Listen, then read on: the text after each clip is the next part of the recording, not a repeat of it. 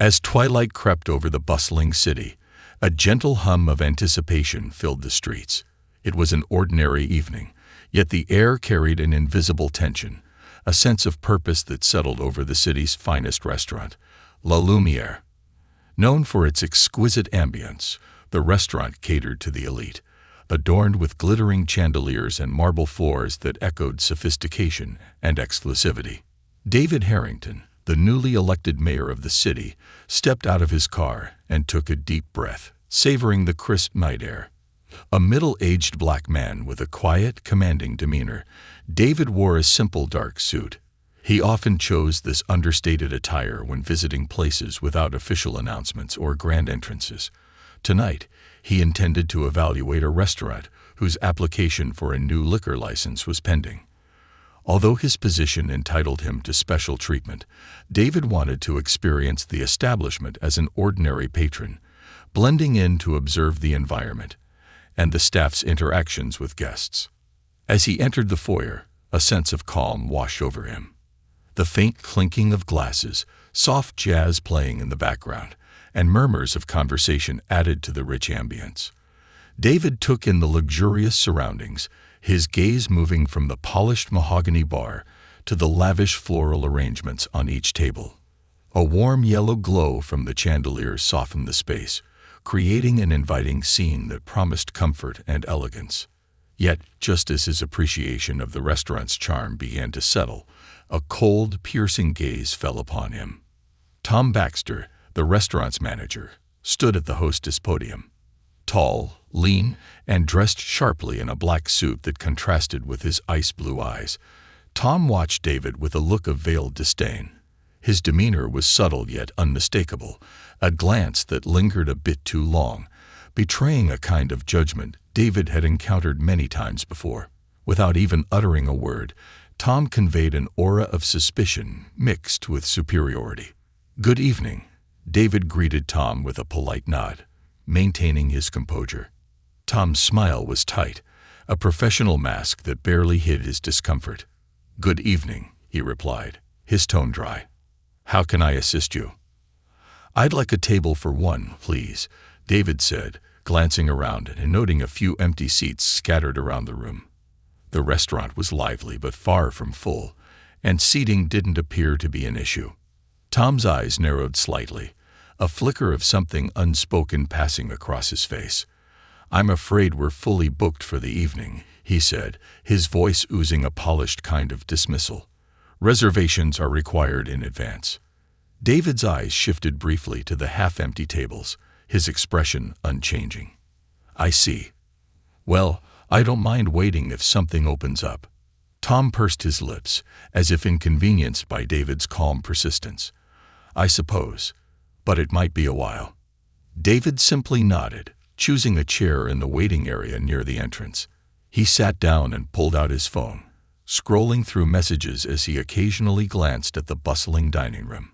He watched as a handful of new guests arrived, most of whom were promptly escorted to tables with warm greetings and genuine smiles from Tom. Every so often, David's gaze met Tom's, who would shoot him a quick, dismissive look before turning back to the other patrons.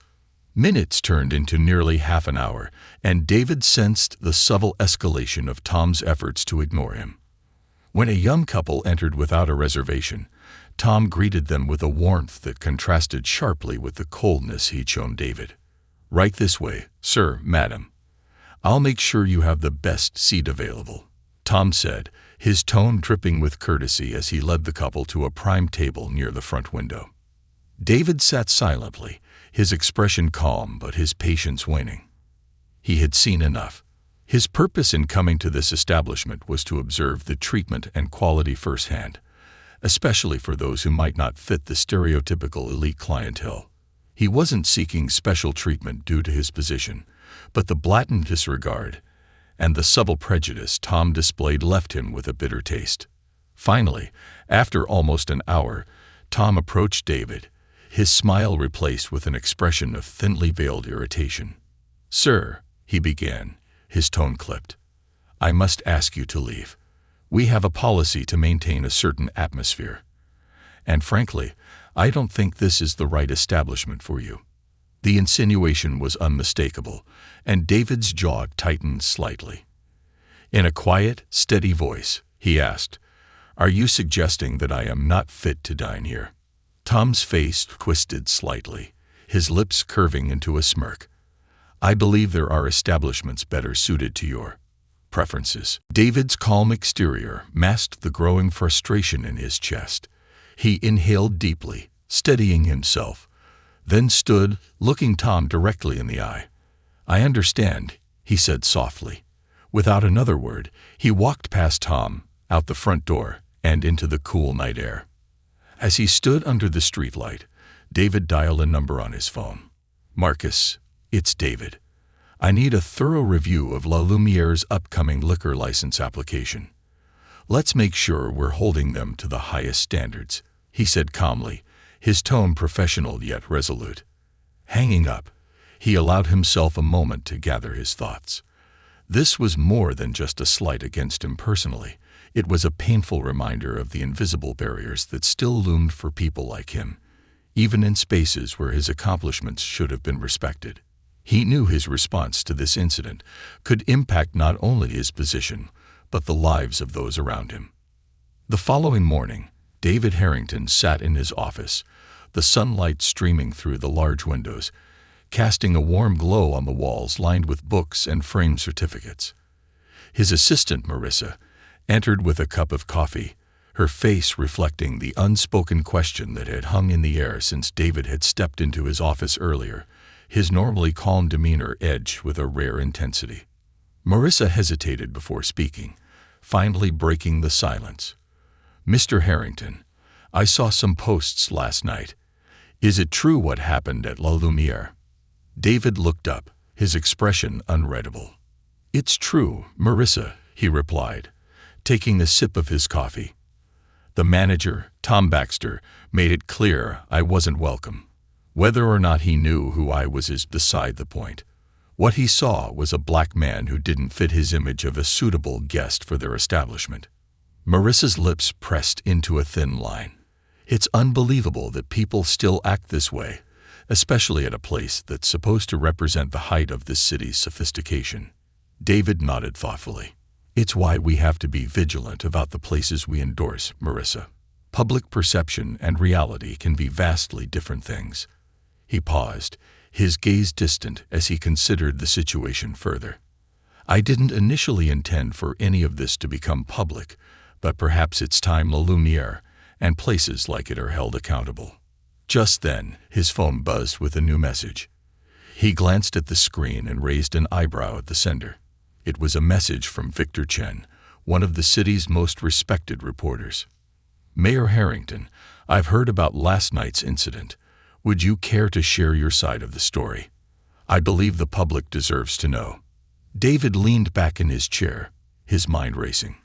Victor was a fair journalist with a reputation for exposing injustices, but David had always preferred to keep his own life and struggles out of the public eye.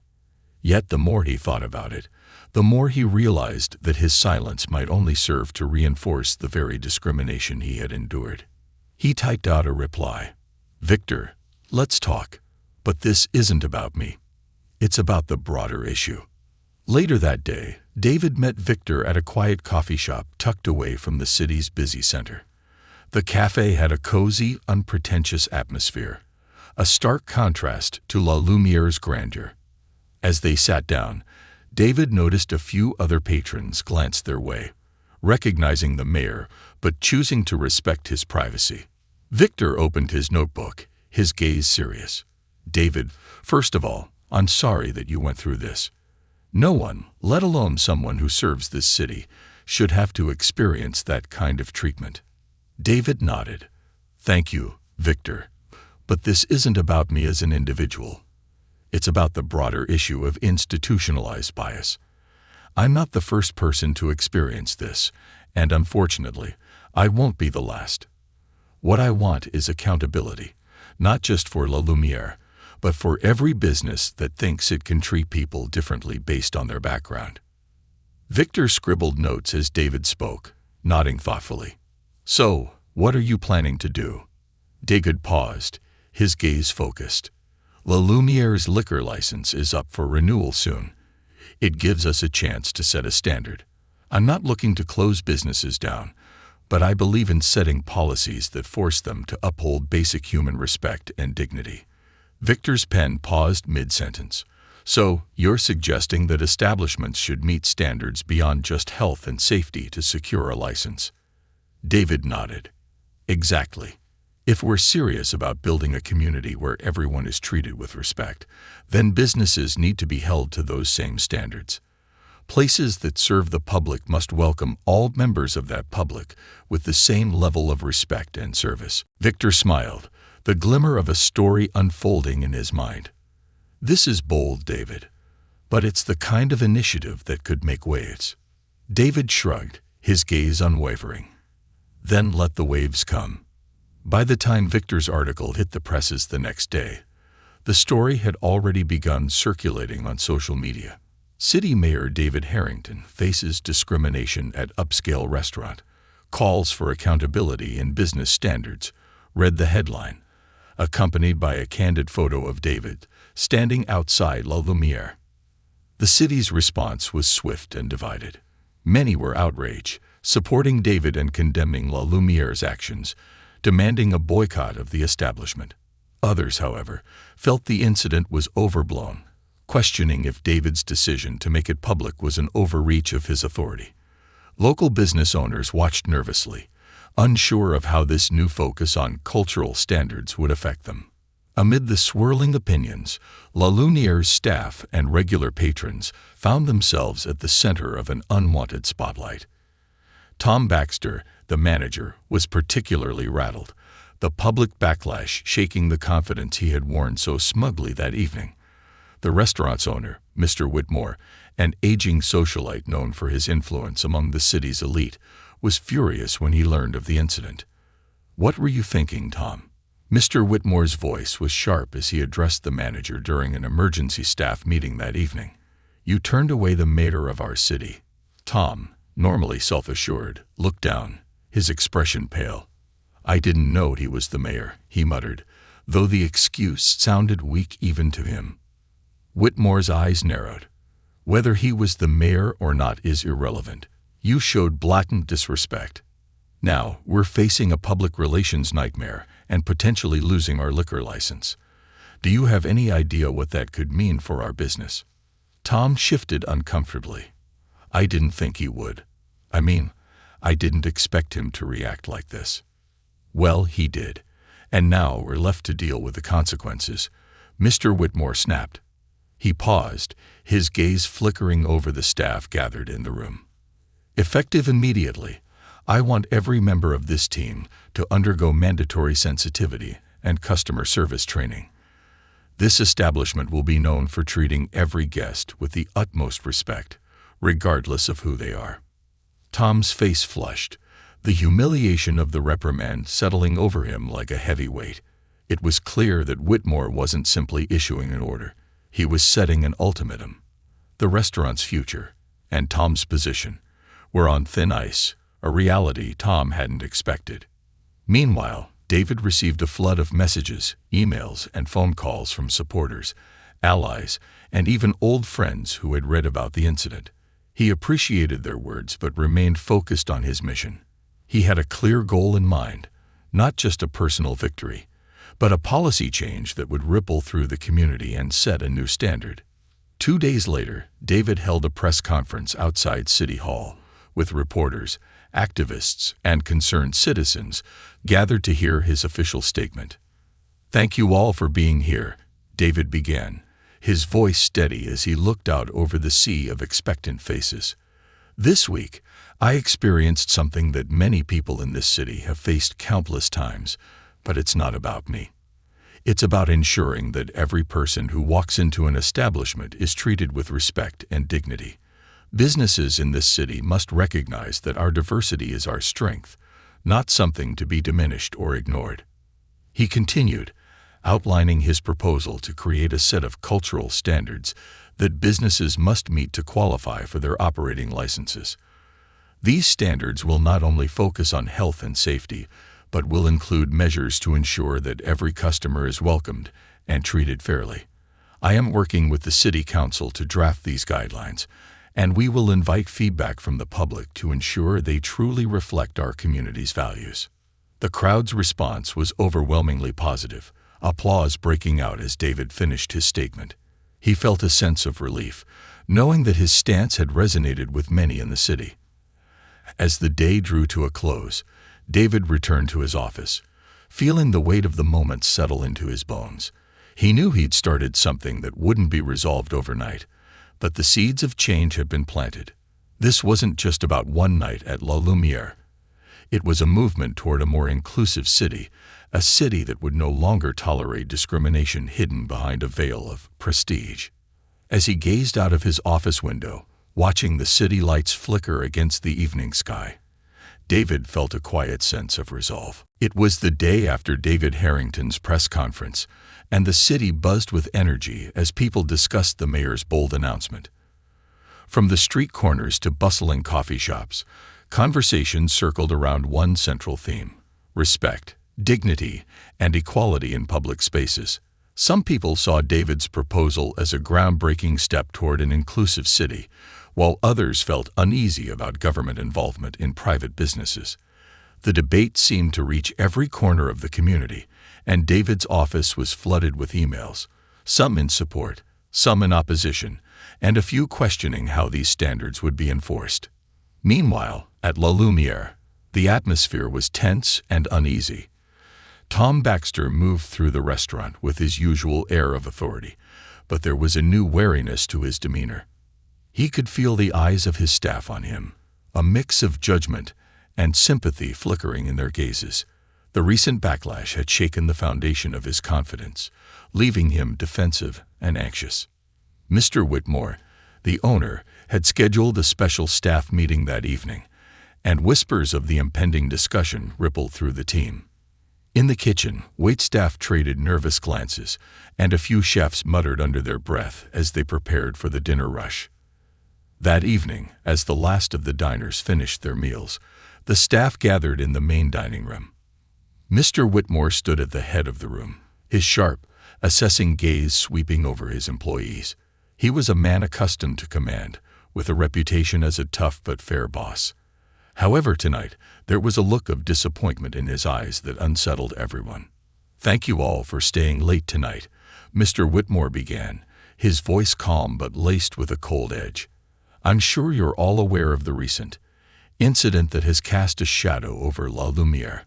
I had hoped that our reputation for elegance and professionalism would speak for itself, but it appears we have fallen short." He turned to Tom, his expression hardening. "Tom, I don't need to remind you of the importance of every single guest who walks through our doors. Your actions have put this establishment, and every job in this room, at risk." Tom shifted uncomfortably under the weight of his boss's gaze. He managed a stiff nod, though his face flushed with embarrassment. "I understand, Mr. Whitmore. I didn't realize he was the mayor, and whether he was the mayor or a local resident should have made no difference," Mr. Whitmore interrupted, his tone firm. "It is not your place to judge who belongs in this establishment." Tom's jaw tightened, his pride battling with his guilt. He wanted to protest, to explain that he had acted out of concern for the restaurant's image, but deep down, he knew that argument would fall flat. This was no longer about a single mistake, but about the very culture he had helped cultivate within the walls of La Lumiere. Mr. Whitmore continued, "Starting tomorrow, we will be instituting mandatory training sessions focused on cultural sensitivity, equality, and customer service. Every member of this team, from the kitchen staff to the front of house, will participate." A murmur of surprise rippled through the room. For many, this was uncharted territory. They had always been trained to serve with elegance and precision, but now they were being asked to confront something more profound. Tom cleared his throat, his voice low but edged with defiance. "Mr. Whitmore, with all due respect, I don't see how this will help. Our clients expect a certain atmosphere, a level of refinement." Mr. Whitmore's gaze hardened. "And that atmosphere has now become a liability, Tom. People are watching us, and they're questioning whether we deserve to serve this community. It's time to ensure that La Lumiere lives up to the reputation we've worked so hard to build, not as an exclusive club, but as a true part of this city." Tom said nothing, his eyes fixed on the floor. The meeting concluded with Mr. Whitmore's clear message echoing in everyone's minds. This wasn't just a reprimand. It was a reckoning. The staff left the restaurant in contemplative silence, wondering how this new policy would reshape their roles and their work environment. Meanwhile, as the city digested the news of David's initiative, he faced an unexpected challenge from the business community. A coalition of restaurant owners and prominent business leaders had begun to voice concerns over the proposed standards. They argued that such policies could lead to unfair scrutiny and open the door for unnecessary government interference in private businesses. David found himself on the receiving end of a formal letter from the City Business Association, requesting a meeting to discuss the potential repercussions of his proposal. The association's president, Warren Blake, a seasoned businessman known for his conservative views on government regulation, was a force to be reckoned with. David knew that facing Blake and his colleagues would require a strategic approach, one that balanced his ideals with an understanding of the business community's concerns. On the day of the meeting, David arrived at the Business Association's headquarters, a sleek glass building that symbolized the city's economic power. As he entered the boardroom, he was met with the watchful eyes of business owners, their expressions ranging from cautious neutrality to open skepticism. Warren Blake stood at the head of the table, his posture stiff and formal. "Mayor Harrington, thank you for meeting with us," he greeted, his tone polite but lacking warmth. "We appreciate the work you've done for this city, but we have some serious reservations about these new standards you're proposing." David nodded, taking a seat and folding his hands on the polished table. "I understand your concerns, Mr. Blake. This is a significant shift, and I'm here to listen to any questions you might have." Blake leaned forward, his eyes sharp. "Mayor, we respect the need for inclusivity and fair treatment, but imposing these standards could create a slippery slope. Once we begin regulating customer interactions, where does it end? And what criteria will be used to judge whether or not an establishment meets these standards?" David took a steady breath, choosing his words carefully. "I understand your point, Mr. Blake. This isn't about micromanaging businesses or creating a one-size-fits-all policy. It's about ensuring that everyone in this city, regardless of their background, feels welcome. These standards will be designed with input from the community and businesses alike. They won't be arbitrary." A restaurant owner on the other side of the table, Angela Cruz, spoke up, her tone more open. "Mayor Harrington, I'm a small business owner. I run a family-owned restaurant, and we do our best to welcome everyone. But I worry that these standards could penalize businesses unfairly. Will there be support for smaller establishments to help them meet these new guidelines?" David nodded, grateful for the constructive question. "Absolutely, Ms. Cruz. My office is committed to providing resources for businesses to meet these standards. This isn't about penalizing anyone, but about fostering a welcoming environment citywide. We want to offer training, support, and even funding for small businesses that may need assistance." The room fell into a thoughtful silence as David's words sank in. He could sense a shift, a softening of resistance as some of the business owners reconsidered their initial opposition. But Warren Blake's expression remained guarded, a calculating look in his eyes as he listened. Blake leaned back in his chair, crossing his arms. "I appreciate your reassurances, Mayor, but this initiative still feels intrusive. We all want a welcoming city, but you're setting a precedent that could lead to further interference down the line." David met Blake's gaze steadily, understanding that this conversation was about more than just one policy. It was a clash of philosophies.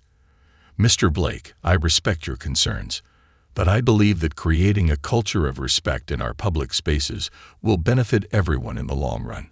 Our diversity is one of this city's greatest assets, and we can't allow biases to undermine that." Blake's expression hardened, but before he could respond, Angela Cruz spoke up again, her voice firm.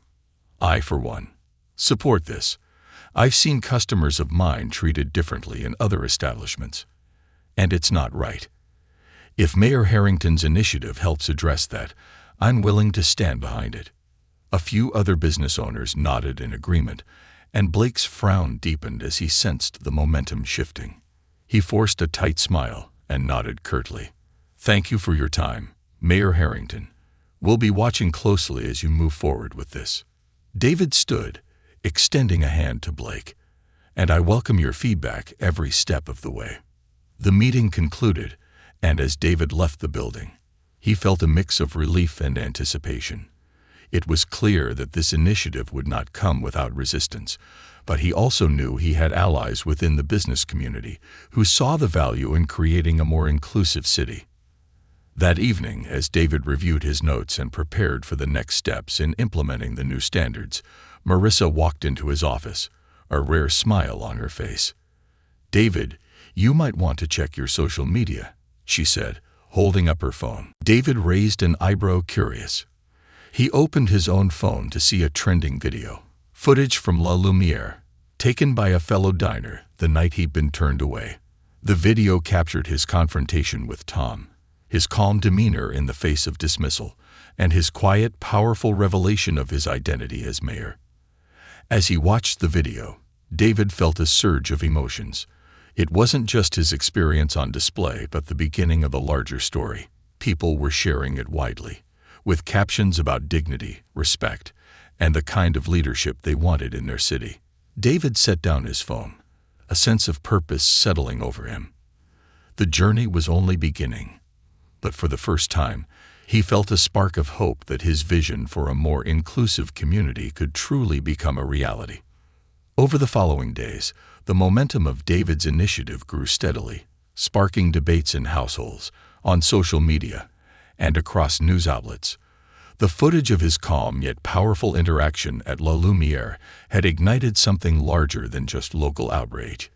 It became a rallying point for those who had experienced similar discrimination in silence.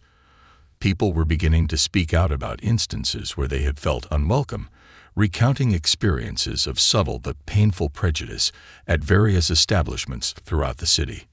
One evening, as David reviewed emails in his office, he received an unexpected call from a woman named Sarah Williams, a middle school teacher and longtime resident of the city. She spoke with a soft voice, but there was a steeliness in her tone that immediately caught his attention. "Mayor Harrington, I apologize for calling so late, but I wanted to thank you," Sarah began. "I watched that video from La Lumiere, and it struck a nerve.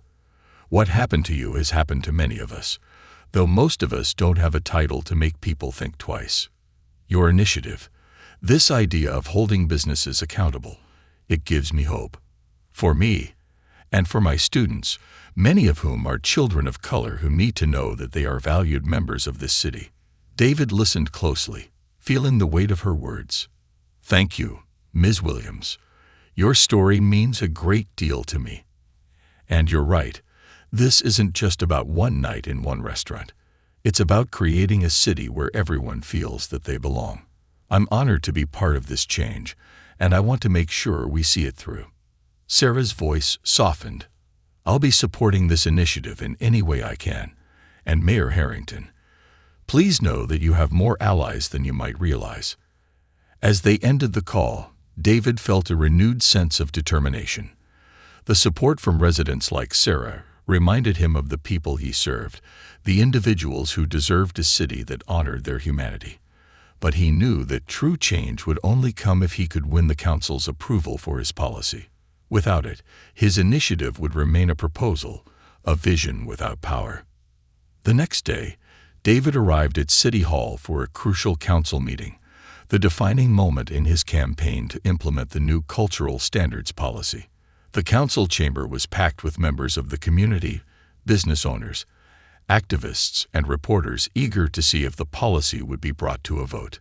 The air buzzed with tension, and David could feel the weight of expectation pressing down on him. The city council, a diverse group of men and women with various perspectives and priorities, took their seats at the front of the chamber.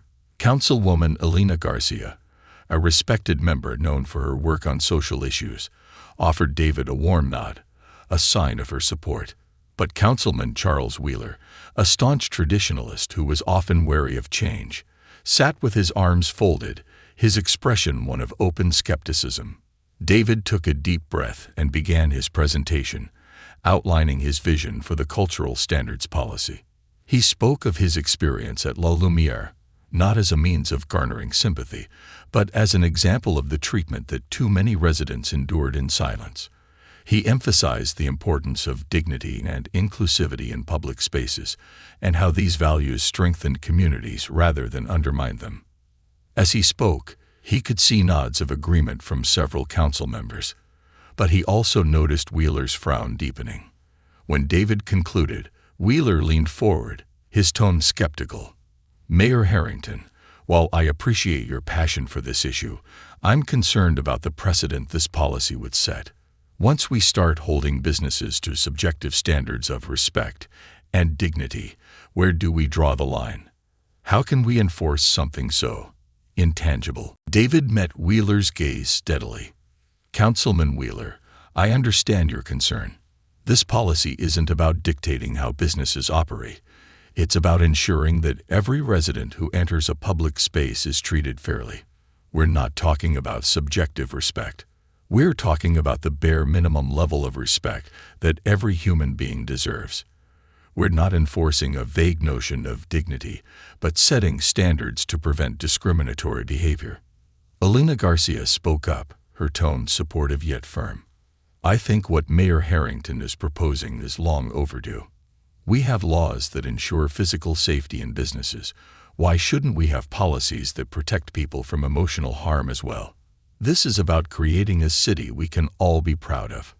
David nodded, appreciating her words. "Exactly. And to address enforcement, we're proposing a transparent review process with a diverse panel to assess any complaints. This isn't about heavy-handed oversight. It's about creating a system that businesses and patrons can trust." As the debate continued, several community members were invited to share their views. Sarah Williams, the teacher who had called David the night before, stood up, her presence calm but powerful. "Council members, I've lived in this city my entire life, and I'm proud to be part of it. But I've also seen friends, family, and students feel unwelcome in certain places simply because of how they look. It's subtle but deeply painful, and it sends a message to our children that they don't belong. Mayor Harrington's proposal is a step toward changing that." Her words stirred murmurs of agreement throughout the room, and David could see Wheeler shifting uncomfortably. As Sarah sat down, a young black man named Jason Miller, a recent college graduate who had just started his first job, stood up. "I'm here to support this policy too," Jason said, his voice steady but filled with emotion. "Just last month, I was out with friends at a restaurant, and we waited nearly an hour while others were seated immediately. It was clear they didn't want us there, and it hurt. This city has given me so much, and I want to feel like I truly belong here. Mayor Harrington's policy would be a step in that direction." Jason's testimony was met with applause, and David felt a surge of gratitude for the courage of the residents who had spoken up. They were putting their stories on the line, exposing wounds that were often kept hidden. It was a powerful reminder of why this policy mattered. As the council prepared to vote, Wheeler made one final attempt to sway his colleagues. "Look, I understand the intentions behind this policy, but I don't think government oversight is the answer. Businesses should have the right to serve their clientele as they see fit." Alina Garcia countered sharply. "And who determines which clientele deserve to be served? This policy isn't about taking away rights. It's about ensuring that every resident is treated equally. If we as a council don't support this, what message are we sending to the people who call this city home?" The room fell silent as the council members took their vote. One by one, they cast their decisions, and David's heart raced as he watched the results tally up. When the final count was announced, his heart swelled with relief and pride. The policy had passed with a majority vote. A wave of applause filled the chamber, and David felt a surge of hope, knowing that he had the support of the council, and more importantly, of the people. He stood, taking a deep breath as he addressed the room. Thank you to each of you who shared your stories today, and to the Council for supporting this vision. This policy isn't just about a single incident. It's about creating a city that lives up to its ideals, where everyone feels like they belong. I am proud to be part of this journey with all of you. The victory was a powerful one, but David knew the work was far from over.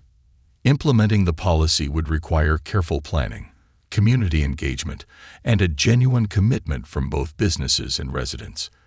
In the weeks that followed, his office worked tirelessly to develop the framework for the new standards, coordinating training sessions, setting up a hotline for complaints, and forming a review panel of community representatives. Meanwhile, at La Lumiere, the impact of the policy became immediately apparent. The restaurant had been one of the first establishments to come under review, and Tom Baxter's management style faced intense scrutiny. To his discomfort, he was now required to attend cultural sensitivity training sessions alongside his staff, learning firsthand the importance of respect and inclusivity. At first, Tom was resistant, viewing the sessions as a tedious formality. But as he listened to the stories shared by his colleagues, stories of discrimination, resilience, and the challenges they had faced, something within him began to shift. For the first time, he began to see beyond the polished surface of La Lumiere's image, understanding the deeper significance of the community he served. One evening, after a particularly insightful session, Tom approached David, who had been invited to attend as an observer. Swallowing his pride, Tom extended his hand, his expression sincere. "Mayor Harrington," he began, his voice low, "I wanted to apologize. I understand now that what I did was wrong. I didn't realize, I didn't understand what this meant, not just to you, but to so many people in this city."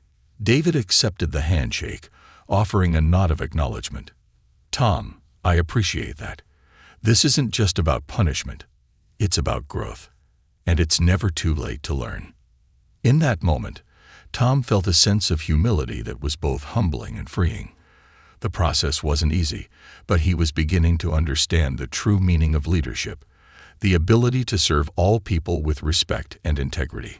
As the city embraced the new standards, David felt a sense of pride, knowing that this policy was not just a temporary solution, but the foundation for lasting change. He had seen firsthand the power of a community united by values of respect and inclusivity, and he knew that together, they were creating a city that could stand as an example for others to follow. The days following the council's vote were transformative for the city. News of the cultural standards policy spread beyond local borders, sparking interest and support from nearby cities, and even gaining national media attention. David Harrington found himself at the center of interviews, panel discussions, and op-eds, his policy hailed as a progressive step toward fostering inclusivity in public spaces. Yet, amidst the media storm, David kept his focus grounded, knowing that real change would come not from headlines, but from how the policy was implemented at the local level.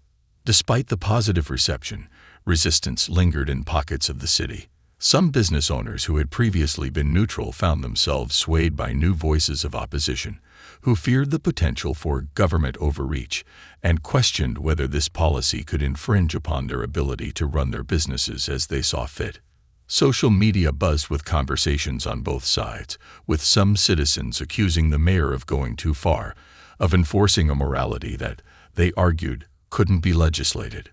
One afternoon, as David sat in his office reviewing a draft of the new standards, Marissa entered, her face drawn and concerned. "David, I think you need to see this." She handed him a printed copy of an article that had been circulating online, written by Warren Blake, the president of the City Business Association and one of the policy's most vocal critics. The article, titled "When Government Goes Too Far, Mayor Harrington's Slippery Slope," criticized the cultural standards as an infringement on personal liberties, painting the policy as a form of moral policing. David read the article, his jaw clenching as he absorbed the rhetoric. Blake argued that the policy set a dangerous precedent, suggesting that it opened the door for the government to interfere in private business matters on subjective grounds. He used phrases like forced compliance and government thought police, evoking fear of a future where businesses would be unable to operate freely. David set down the article, his expression firm. "Marissa, arrange a meeting with Blake. I want to speak to him face to face." The following day, David met Warren Blake at a modest cafe downtown. It was a strategic choice, an unassuming spot where they could speak privately without the formality of offices or the distraction of a crowd. As David arrived, he spotted Blake at a corner table, his posture rigid and guarded, as if bracing himself for a debate. "Mr. Blake," David greeted, extending his hand. Blake nodded, shaking his hand briefly. "Mayor Harrington, thank you for meeting with me." They sat down, and an awkward silence filled the air as both men sized each other up. Despite their differing perspectives, there was a mutual respect between them, the kind that came from recognizing each other's influence and commitment to the city. "Mr. Blake, I read your article," David began, his tone measured. "I understand your concerns, but I think there's been a misunderstanding about the intent of this policy. This isn't about restricting freedom. It's about ensuring basic decency and fairness." Blake leaned forward, his expression skeptical. "Mayor, I respect what you're trying to do, but let's be realistic. Businesses have always had to make decisions about who they serve. This policy opens the door for complaints based on subjective experiences. What if a customer simply has a bad day and decides to claim they were mistreated? Are we really going to put every small grievance under a microscope?" David met his gaze, unwavering. "I understand the fear of overreach, Mr. Blake, but let me ask you something. If a business consistently receives complaints from people feeling mistreated because of their race, their appearance, or any other factor beyond their control, do you believe that's something we should ignore?" Blake shifted, his expression hardening. "Businesses have to make decisions about what kind of environment they want to create. If customers feel uncomfortable, they can choose not to return. The free market will weed out those who don't adapt." David leaned in, his voice calm but resolute. "And what about those who don't have the option to just leave, who don't feel welcome in spaces that are supposed to be public? Shouldn't they have the right to feel safe and respected in any establishment within their own city?" Blake paused, considering David's words. His gaze softened slightly, but his tone remained firm. "I don't disagree with the need for respect, but I'm concerned that this policy is the wrong tool for the job. You're placing too much responsibility on business owners to manage the perceptions of every customer that walks in." David nodded, acknowledging Blake's point. "I get it, and that's why we're not expecting businesses to be perfect. But we're also not going to ignore patterns of behavior that exclude people based on prejudice. The review process will focus on cases where there's clear, repeated mistreatment, not just one-off complaints." Blake sighed, rubbing his temples. "Look, Mayor, I don't doubt your intentions, but this city relies on businesses to thrive. We can't afford to alienate them with policies that feel intrusive." David offered a slight smile. "That's precisely why I'm here. To work with business leaders like you to ensure that this policy supports, rather than hinders, our local economy. I'm committed to finding a balance that protects the rights of both business owners and customers. But I need your support to make this work." Blake was silent, his gaze drifting to the cafe's window as he processed David's words. After a long pause, he finally looked back at David, his expression softened, though his reluctance remained. "I still have my reservations, Mayor Harrington. But I'll give you the benefit of the doubt. I'll reach out to my members and ask for their cooperation." David extended his hand again, a gesture of mutual respect. "Thank you, Mr. Blake. I appreciate it." Following the meeting, David and his team worked tirelessly to refine the cultural standards policy, incorporating feedback from community members, business owners, and activists. They held public forums where residents could voice their opinions, share their stories, and provide input on the implementation process. Each forum was a blend of passionate support and wary questions, with David answering every query patiently, determined to address the concerns of his constituents. One evening, at a particularly lively forum held in the community center, a middle-aged black woman named Leila Johnson stepped up to the microphone. She cleared her throat, her voice wavering as she spoke. "Mayor Harrington, I want to thank you for this policy. As a mother of 3, I've seen my children come home hurt by the way they were treated at certain places.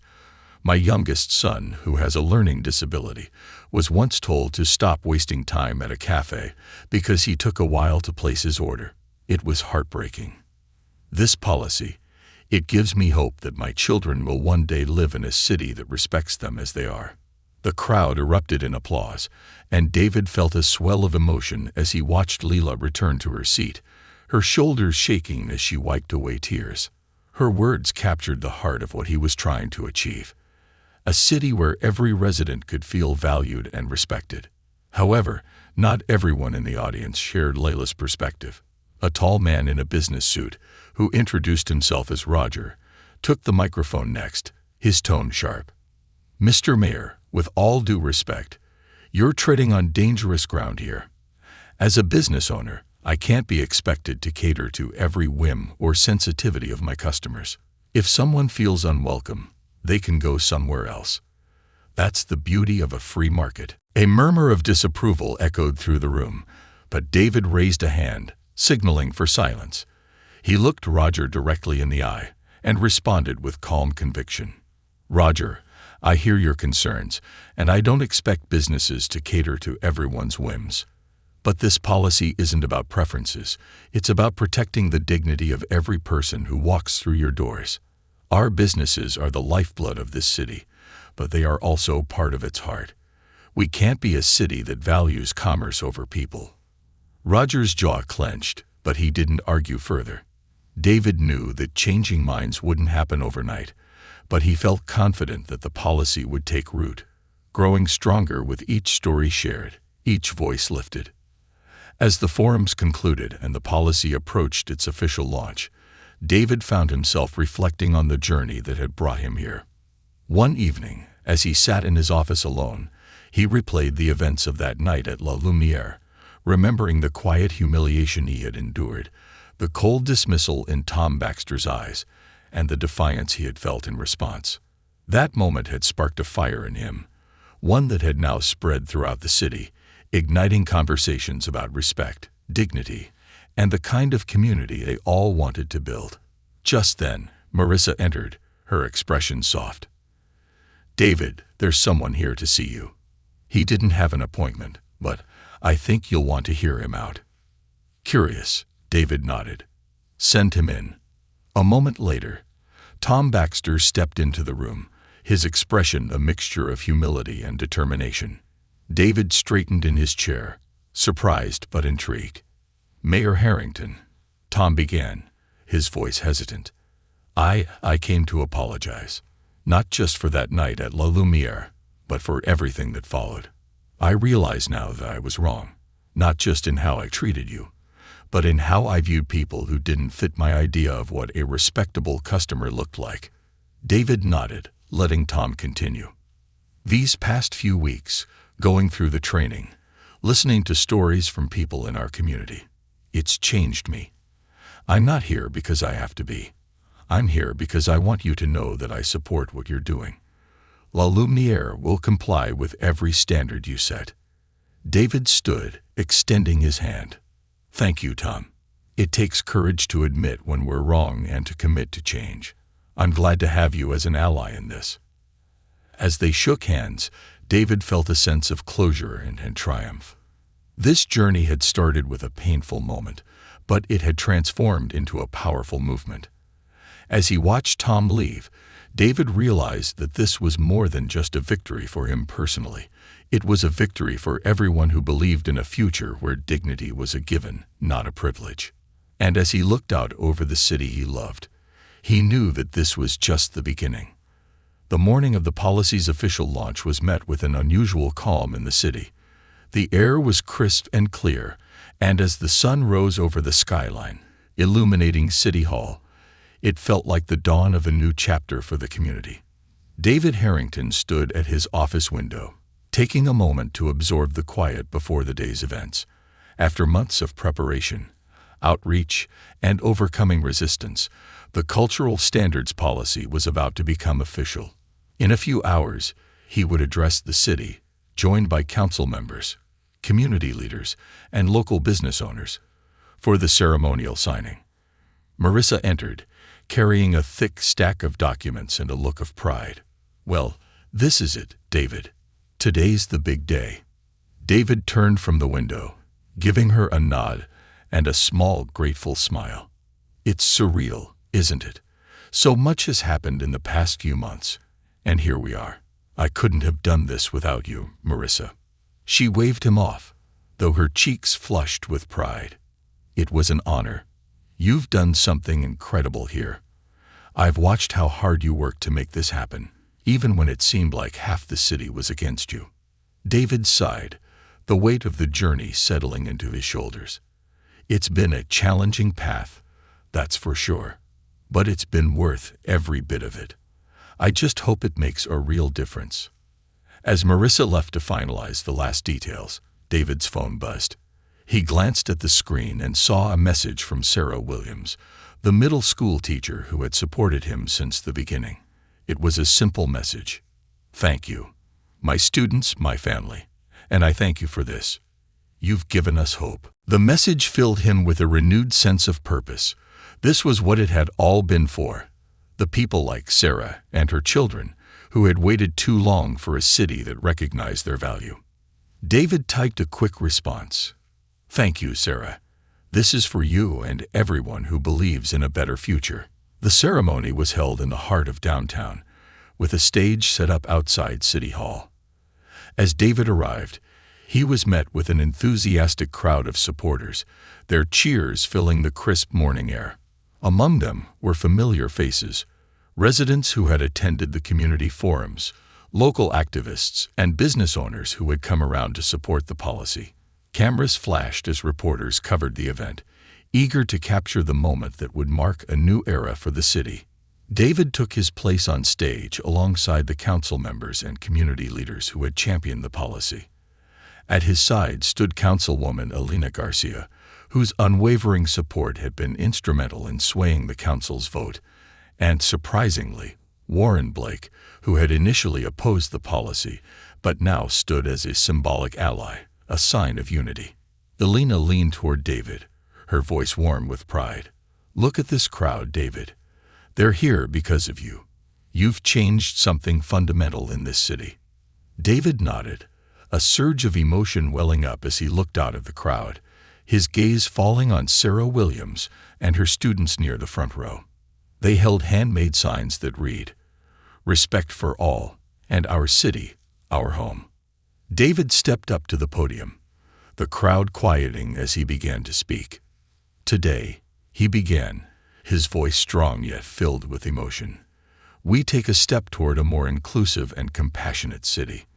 This policy isn't just words on paper. It's a promise that every person who lives here, who visits here, will be treated with the respect they deserve. Our city is a diverse tapestry of cultures, histories, and identities, and that diversity is our strength." He glanced down at the document in front of him, the finalized cultural standards policy that had taken months of hard work and resilience to bring to life. This policy is about more than just businesses. It's about who we are as a community. It's a commitment to stand against prejudice, to reject discrimination, and to create a city where every person can feel at home. This is a victory for everyone who has ever felt like they didn't belong, like they didn't matter. David looked out over the crowd, meeting the eyes of people he knew had been impacted by prejudice. He saw Jason Miller, the young man who had spoken at the forums about being turned away at a restaurant with his friends, and Mrs. Leela Johnson, the mother who had shared her pain about her son's experience. For too long, people have been excluded, mistreated, and marginalized. Today, we change that narrative. Today, we make history, he continued, his voice resonating through the plaza. "This policy may be the first of its kind, but it will not be the last. We will continue to build a city where everyone is welcomed, valued, and respected." He took a deep breath, savoring the weight of the moment. "Thank you to everyone who shared their stories, who stood with us, and who believed in a future where dignity is a right, not a privilege."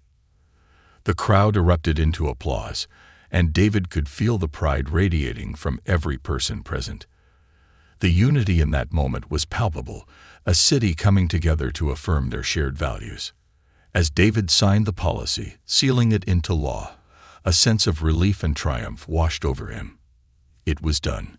The city had spoken, and together they had created something lasting, something that would ripple through the community for generations. In the weeks that followed, the new policy began to reshape the city's landscape. Businesses displayed placards indicating their commitment to inclusivity and respect, a visible reminder of the city's dedication to its residents. Training sessions were held regularly, and businesses were encouraged to reach out to the community, forming connections and fostering trust. One day, David received an invitation from La Lumiere, the restaurant where it had all begun. Tom Baxter, the manager who had once dismissed David with cold indifference, had extended a personal invitation to the mayor to dine as an honored guest. David hesitated, unsure if he wanted to revisit the place where his painful experience had sparked the journey. But after a moment of reflection, he decided to accept. When David arrived at La Lumiere, he was surprised to find Tom waiting for him at the entrance. The manager's demeanor had changed. Gone was the smug, superior air. In its place was a humility and respect that hadn't been there before. "Mayor Harrington," Tom greeted him, extending his hand. "Thank you for coming. It means a lot." David shook his hand, feeling the sincerity in Tom's gesture. "Thank you for inviting me, Tom." As they walked through the restaurant, David noticed changes in the environment.